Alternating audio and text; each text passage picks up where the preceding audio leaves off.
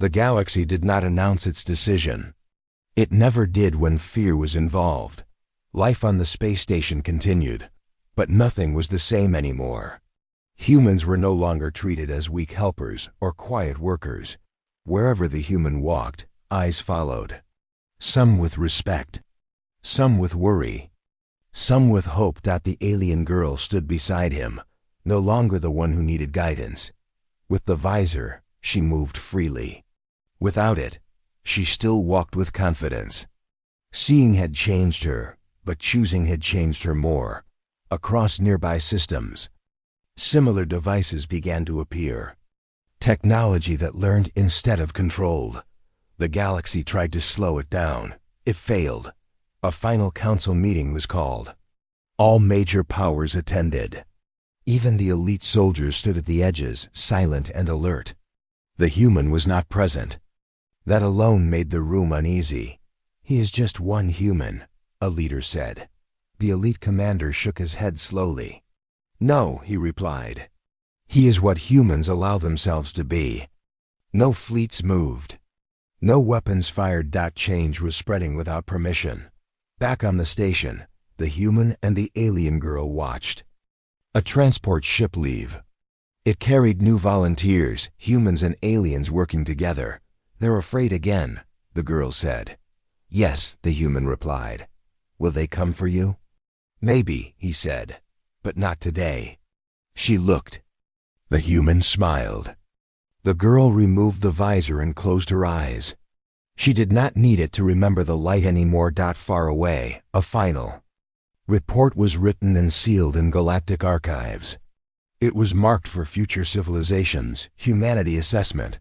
They do not conquer worlds. They change them. The elite commander added a final line. One not approved by the council. Never underestimate a species that builds hope instead of weapons. The story of the blind alien girl became legend. Not because she was saved, but because she chose to stand. The story of the human spread even further. Not because he was powerful, but because he acted when no one else would, and the galaxy learned its final lesson. Humans do not need to rule the stars. They only need to care about one life, and everything else begins to change. The end. The space station felt different after the black ship left. The lights were the same. The halls were the same. But something invisible had changed. Aliens spoke more quietly now. They watched each other with care. Everyone knew the galaxy had looked at this place, and it had not looked away. The alien girl stood near the wide window, the visor resting gently on her face. Stars moved slowly across her vision. She followed them with calm eyes. She felt part of it. Station officials came to see her. They asked questions. Many questions. "How clear is your vision? Do you feel pain?" She answered with patience. "I see," she said, "and I am still me." The officials recorded everything, but they did not understand the most important change. Before the visor, she waited for help. News spread fast across nearby systems. A blind alien girl, a human device. The story moved through trade ships and data lines. Each telling changed a little, but one thing stayed the same. A human had helped, and the galaxy had reacted with fear. "Humans will change us," they said. "Yes," others replied. "That may be the point." The girl listened to these debates from a distance. She did not care about politics. She cared about one thing: the human had not returned.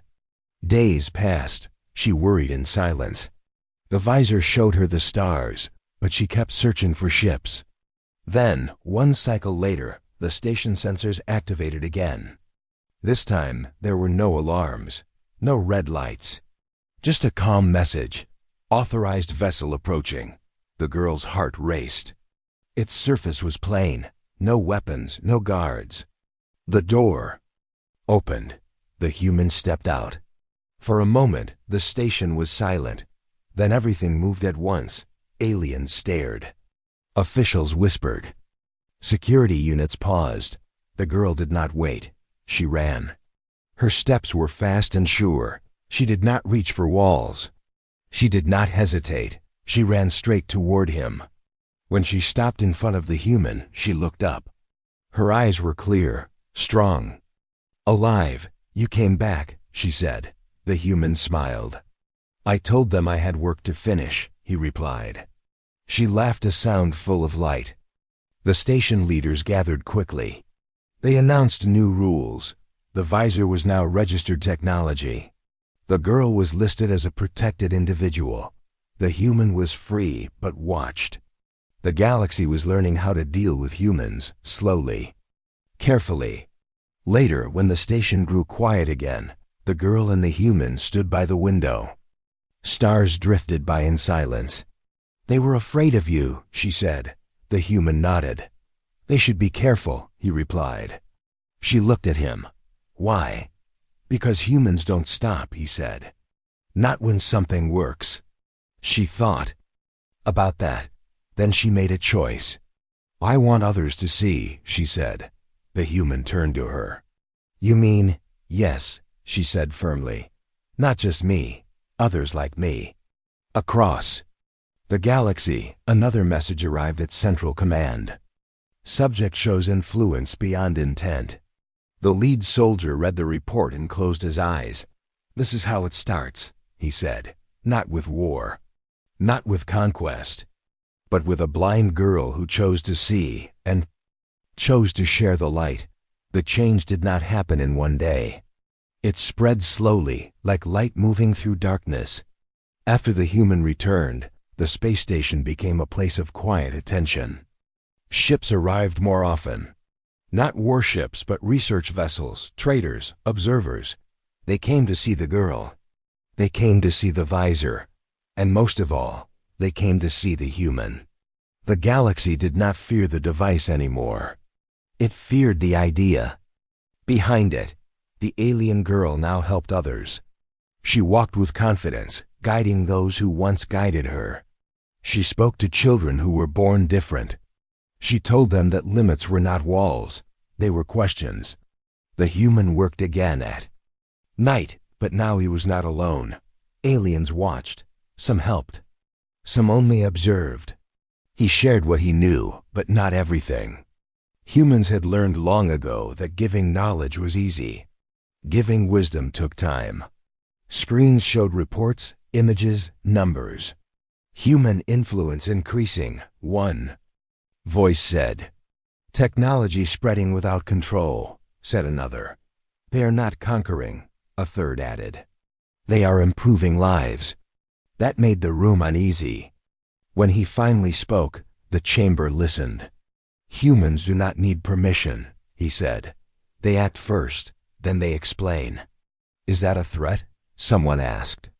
The commander paused. "It is worse," he replied. "It is contagious." Back on the station, the human received a private message. No warning. No threat, just a request. "Report to Central Command." The alien girl stood beside him as he read it. "They want to stop you," she said. "Maybe," the human replied. Before he left, the girl placed the visor in his hands. "Take this," she said. He shook his head. "It belongs to you." She looked at him with calm eyes. "No," she said. "It belongs to Hope." The human understood. When he arrived at Central Command, the atmosphere was cold and clean. Power lived here. Control lived here. Beings from many worlds watched him as he entered the chamber alone. "You have caused instability," a leader said. "I helped one person," the human replied. "And now many want the same," another voice added. The human nodded. "As they should." "You don't understand," the first leader said. "If everyone changes, balance breaks." The human looked around the chamber. "Balance is just fear wearing rules," he said. The room went silent. The elite commander stepped forward. "What happens," he asked the human, "when someone uses your ideas to harm?" The human did not deny it. "Then we stop them," he said. "That's what humans do too."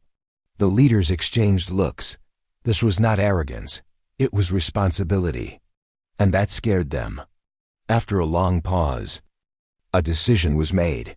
Humans would not be banned. Humans would not be trusted. They would be watched. The human was released again.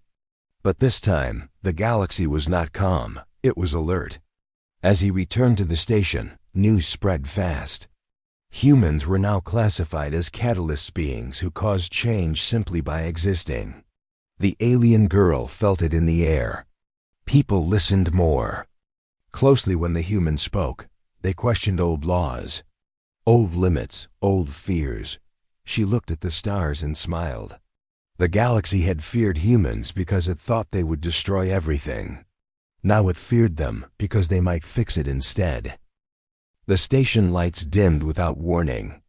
The calm silence of space was replaced by heavy footsteps, sharp commands, and rising fear.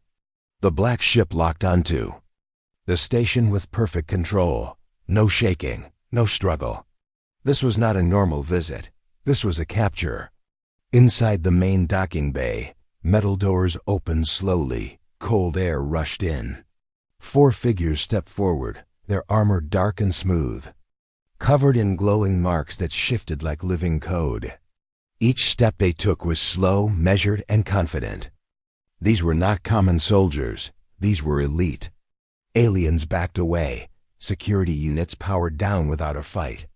The station knew it could not resist. He had already made his choice. The alien girl stood beside him. Her hands were shaking, but her feet did not move. She wore the visor again. This time, she wanted to see what was coming. The lead soldier stopped 3 steps away from the human. His voice was deep and calm. "You are the one who built the device," he said. The human nodded. "Yes." "You violated galactic limits," the soldier continued. "You altered an alien life." The human did not argue. "I helped her," he said simply. A pause followed. The soldiers exchanged brief signals between their armor. They scanned the visor, the human, and the girl. Data flowed fast. "This technology does not exist in our records," another soldier said. "Explain." The human took a breath. "I used light mapping, sound feedback, and nerve learning," he said. "Nothing advanced. Just patience." The soldiers were silent. The girl stepped forward. "He gave me the stars," she said. The lead soldier looked at her. For a moment, his helmet tilted, almost like curiosity. "You understand the risk?" he asked. "I understand life," she replied. The station cameras focused on them, every being watched. No one spoke. This moment would decide everything. The lead soldier turned back to the human. "You will come with us," he said. "Peacefully." The human nodded again. "Only if she keeps the visor," he said. The soldier paused. This was unexpected. "That is not your decision," he replied. "It is," the human said calmly. "I built it, and I will not take her light away." Tension filled the air. Weapons did not rise, but power shifted. The soldiers were trained for war, not moments like this. Far away, the black ship sent a report to Central Command. The message was short, but heavy. "Human refuses authority. Human shows no fear. Back. If you take him," she said, "then you take me too." That changed everything. The soldiers looked at each other. Their mission was clear, but the situation was not. Galactic law did not expect loyalty like this. It did not expect a human to stand for one alien life. The lead soldier finally spoke. "We will not harm her," he said. "But the human must answer for what he has done." The human smiled. Slightly. "Then ask," he said.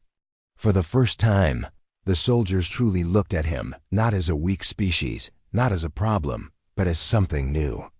As they escorted the human toward the docking bay, alarms stopped. The station lights returned to normal. But nothing felt normal anymore. The girl watched him walk away. She memorized his face, his voice, his calm. Outside, the black ship prepared. This human is not dangerous. He is worse. The ship pulled away from the station and vanished into deep space. And across the galaxy, the idea began to spread that humans did not need armies to change the universe. The black military ship moved through deep space without sound. No windows showed the stars. No light entered from outside. Inside, everything was controlled, silent, and cold. The human sat alone in a small chamber. His hands were free, but invisible fields surrounded him. He was not treated like a criminal. He was treated like a problem one that needed to be understood. Across from him, a clear wall flickered to life. The 4 elite soldiers appeared as moving shapes of dark armor and glowing signs. "You will answer questions," the lead soldier said. The human nodded. "Ask," he replied. "Why did you help the alien girl?" another soldier asked. The human did not hesitate. "She needed help," he said. "That is not a reason," the soldier replied. "It is for humans," the human. The soldiers exchanged data again. They had studied humans for centuries, emotional, divided, weak. But this answer did not fit their records. "You risked your life," the lead soldier said. "You broke laws. You drew military attention." The human leaned back slightly. "She was blind," he said. "I could fix it." The soldiers did not understand that logic. In the galaxy, ability did not mean permission. But for humans, images of the visor appeared, its design, its simple parts, its imperfect build. "This device should not work," a soldier said. "Our best engineers failed at similar attempts." The human looked at the images. "You tried to force it," he said. "Explain." "I watched how her brain reacted," the human continued. "I didn't tell it what to do. I let it learn." This concept caused a delay in the system. Learning machines existed, but learning empathy did not. The lead soldier spoke again. "Do you understand what you've shown us?" The human met the screen. "I showed you that humans don't wait for permission to care." That answer created a new record in their system. Far away, the alien girl stood on the station, staring at the stars through the visor. She felt something pulling at her chest, not fear, but worry. She knew the human was being questioned. She hoped he was still calm. Back on the ship, the soldiers changed approach. "Humans are not leaders," one said. "You do not command fleets," the human smiled faintly. "No." He agreed. "We build things." "Things can be weapons," the soldier replied. "Or miracles," the human said. Another long silence followed. The lead soldier finally removed his helmet. His face was old, marked by many wars. His eyes were tired. "I have seen worlds burn," he said. "All because someone believed they were helping." The human listened. "And I have seen worlds survive," he replied, "because someone refused to look away." The soldier studied him carefully. "You don't see yourself as special," he said. "I'm not," the human replied. That answer unsettled them more than pride ever could. Humans were never unclassified. They were always placed somewhere low, somewhere safe to ignore. "You may be released," the soldier said slowly. "For now." The human raised an eyebrow. "And the girl?" "She will keep the visor," the soldier replied. "Under observation," the human nodded. That was enough. As the ship adjusted course, the lead soldier sent a final private report. "Humans do not seek power. They create it by accident." The black ship vanished into the stars, carrying the truth the galaxy was not ready to face, that the greatest human weapon was not strength, but the simple decision to help. The space station moved in slow silence around a blue-white star. Metal halls echoed with soft machine sounds. But for the alien girl, there was only darkness. She had never seen the stars. She had never seen her own hands. The girl walked slowly, her fingers brushing the cold wall as she moved. Every step was careful. Every sound made her pause. Other aliens passed by, their footsteps fast, their voices low. Some felt pity. Others felt nothing at all. In this galaxy, a blind alien was weak, and weakness had no value. The human watched from a distance. He was not supposed to be there. Humans were rare in this sector. They were called fragile, emotional, and unimportant. The station saw him as a low-level worker, nothing more. No one cared what he thought. No one asked what he could do, but he noticed the girl. He noticed how she stopped when voices grew loud, how she waited for help that never came, how her world was built only on darkness and silence. And something inside the human refused to accept that. Late at night, when the station lights dimmed and most aliens slept, the human worked in a small hidden room. The tools were old, the parts were simple, nothing advanced, nothing illegal, at least not at first. Had asked for a visor. It was not a weapon, not armor, not a machine of war. It was small, light, and quiet. The human studied alien biology, light waves, and nerve signals. He failed many times. The device overheated. The signals broke. The power died. But humans were known for one thing. They did not stop. After many nights, the visor changed. The human stared at the device, his hands shaking. It might work, he whispered to himself. The next day, he found the girl sitting alone near the station window. She faced the glass, though she could not see what lay beyond it. The human approached slowly. "I made something," he said softly. The girl turned her head. She did not know him, but his voice was calm. She nodded, unsure. The human placed the visor gently in her hands. She touched it, feeling the smooth surface. Fear crossed her face. "What if it hurts?" she asked. The human paused. Then he spoke the truth. "I don't know." Silence filled the space between them. After a long moment, the girl lifted her head. "I want to try," she said. The visor powered on. A soft hum filled the air. For the first time in her life, light reached her mind. She gasped. Her hands trembled. Her breath broke. Shapes formed blurred, weak, but real. Colors spilled into the darkness. Blue, white, silver. She was seeing. She whispered, "They're real." The human smiled, his heart racing. But neither of them noticed the station sensors waking up. Deep inside the system, alarms triggered. Unknown signals spread through hidden networks.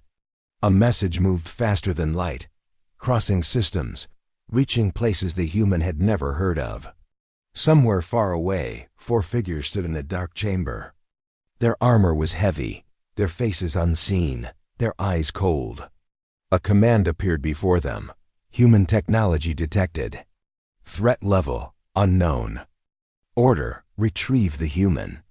As the station lights flickered, the alien girl looked at the human with wonder. She did not know that her new sight had already changed the fate of the galaxy. And the galaxy was coming for him. The alien girl did not sleep that night. She sat near the station window, the visor still on her face, afraid that if she removed it, the darkness would return. Outside, the glass stars burned like small fires. They were not stories anymore. They were real. She watched them in silence, her heart beating fast with joy and fear mixed together. The human stood a short distance away. He pretended to check tools, but his eyes stayed on her. He knew what he had done could not stay hidden. In the galaxy, knowledge was controlled, power was guarded, and humans were never allowed to change alien limits. By morning, whispers moved through the station. Aliens spoke in low voices. Some looked at the girl with shock. Others looked at the human with suspicion. Security drones hovered longer than usual. Systems scanned more often. The station felt tense, like it was holding its breath. The girl noticed it first. "Why are they staring?" she asked. The human did not answer right away. He watched too. Officials speaking near a console, their eyes sharp. "Because things change when humans help," he finally said. Later that day, a warning appeared on every public screen. Unauthorized technology detected ALL activity under review. The message stayed only a few seconds, but it was enough. Fear spread fast. An alien mechanic pulled the human aside. "You should leave," he whispered. "This kind of tech brings attention. Bad attention." The human nodded, but he did not move. He looked back at the girl. She was laughing softly as she watched small lights float across a display. For the first time, she was part of the world. He would not run. Hours passed. The station entered a controlled state. Docking bays closed. Long-range signals were blocked. That alone was proof of danger. Something big was happening beyond the station walls. Far away, in deep space, a black military ship cut through the void. It carried no lights, no symbols. Inside, 4 elite soldiers stood in silence as data flowed across their screens. "Confirmed," one said. The human built a neural-linked vision device. Another tilted his head. "With no alien tech?" "Yes," came the reply. "Only basic materials." Silence followed. "That's not possible," a third soldier said slowly. The leader stepped forward. His voice was calm, but hard. "Humans." The ship changed course. Back on the station, the girl finally removed the visor. Darkness returned, but this time it felt different. She was not afraid. She had seen the light. She knew it was real. She looked toward the human. "They will take this from me, won't they?" She asked quietly. The human did not lie. "They might try." She stood up, steady now. "Then I will remember," she said, "even if I never see again." The human felt something tighten in his chest. Humans were not the strongest species, not the fastest, not the most advanced. But they remembered moments like this, and they never forgot them. Suddenly, the station shook, just a little. Enough to feel. A warning siren echoed through the halls. Unidentified vessel approaching. Aliens froze. Security units powered up. Panic rose like heat. The human looked at the girl. "They're here sooner than I thought," he said. On the main screen, single message appeared from the approaching ship. No threats. No demands, just one cold line. "Release the human." The girl stepped forward. "No," she said, her voice clear. The human placed a hand on her shoulder. "This is bigger than us now," he said softly. Outside the station, the black ship slowed, massive and silent. 4 elite soldiers prepared to board. They did not feel anger. They did not feel fear. They felt concern. Because if a single human, alone and ignored, could build eyes for the blind, and misunderstandings like that had consequences.